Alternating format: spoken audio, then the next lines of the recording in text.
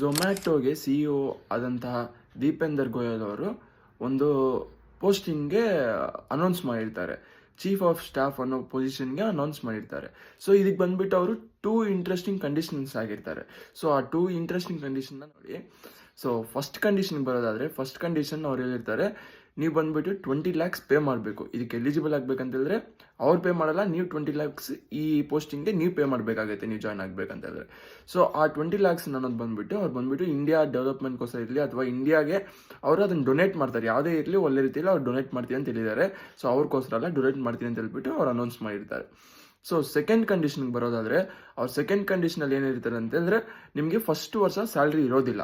So ನೀವು first ವರ್ಷ ಫ್ರೀಯಾಗಿ ಅವ್ರಿಗೆ ಕೆಲಸ ಮಾಡಬೇಕಾಗತ್ತೆ. ಸೊ ಸೆಕೆಂಡ್ ವರ್ಷದಿಂದ ಏನಾಗುತ್ತೆ ಅಂತ ಹೇಳಿದ್ರೆ, ನಿಮಗೆ 50 lakhs ಅನ್ನೋದು ಬಂದ್ಬಿಟ್ಟು ಅವರು ನಿಮಗೆ ಸ್ಯಾಲ್ರಿಯಾಗಿ ಆಫರ್ ಮಾಡ್ತೀನಿ ಅಂತ ಅನೌನ್ಸ್ ಮಾಡಿದ್ದಾರೆ ಅದನ್ನು ಕೂಡ. So first condition second condition